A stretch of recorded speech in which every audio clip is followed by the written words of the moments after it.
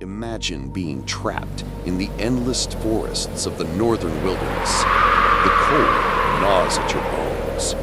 Food is gone, and starvation takes hold. In the shadows, something stirs.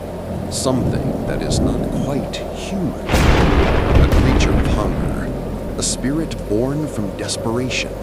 The Wendigo. Imagine being trapped in the endless forests of a northern wilderness. The cold gnaws at your bones.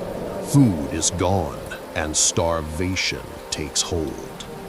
The Wendigo comes from the legends of the Algonquian-speaking peoples of North America. For centuries, hunters and travelers whispered of a figure that lurked at the edge of firelight.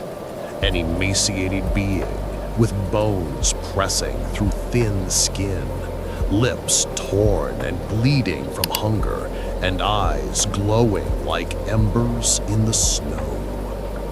In the shadows, something stirs. Something that is not quite human. A creature of hunger. A spirit born from desperation. The Wendigo. But unlike many monsters, the Wendigo was not just a beast. It was a warning, a symbol of what happens when hunger and greed consume the human soul. French missionary Paul Lejeune wrote in the 1630s of tales among the Montagnais people, describing a man devoured by an insatiable hunger who becomes a kind of werewolf, prowling for flesh. These were not just myths told to children, these were cultural cautions, reminders of what starvation can turn a person into. Winters in the Great Lakes and Canadian forests were brutal. Blizzards sealed villages. Food grew scarce, and starvation tested communities. It is here that the Wendigo legend thrived, because hunger was not just an idea, it was a daily threat. Some descriptions say the Wendigo was once human, perhaps a hunter who, in desperation, broke the greatest taboo, cannibalism. That act twisted his spirit, condemning him to roam the forests forever, hungering but never full. Imagine the terror. You look at your neighbor and wonder, if times grow worse, will he remain your brother? Or will he become something else? Accounts vary. Some describe a towering figure, 15 feet tall, gaunt as a corpse, with lips chewed away and a heart made of ice. Others claim it can mimic voices, calling your name from the woods. The Ojibwe and Cree often spoke of a skeletal being, skin pulled tight, its body a frozen corpse that could never satisfy its hunger. A Wendigo's appetite was so vast, they said, that each time it consumed a victim, it would grow larger. So large, in fact, that it could never be full. The Wendigo was hunger made flesh. Here lies the mystery. Was the Wendigo a spirit or a state of mind? Among the Cree and Ojibwe, the word Wendigo often blended the physical with the psychological. It was not just a monster in the woods, it was a sickness of the soul. Some scholars call it Wendigo psychosis, describing cases where individuals, during harsh winters, became convinced they were turning into cannibals.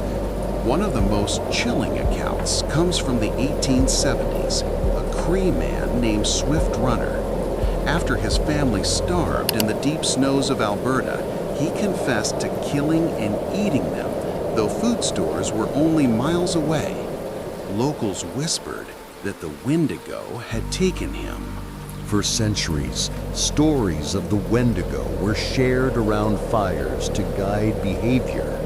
They warned, never be greedy, never hoard food, never break the deepest taboos, or risk becoming the very thing you fear. But these legends did more than frighten. They explained the unexplainable.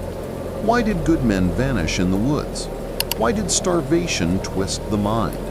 Why did someone return from the hunt different? The Wendigo was the answer. Even today, the Wendigo lingers. Writers like Algernon Blackwood revived the legend in his 1910 short story, The Wendigo. Horror films and video games transformed it into a creature of the night. Yet, something essential is often lost. The Wendigo is not merely a monster, it is a mirror. A mirror of our worst impulses. Greed, hunger, obsession. The things that hollow us out until nothing human remains. So the question remains, was the Wendigo ever truly out there in the snow? An ancient predator of flesh and ice? Or was it always inside us, waiting for the moment when desperation cracks the human spirit? In the howling wind of winter, when hunger gnaws and shadows stretch long, perhaps the line between man and monster is thinner than we think.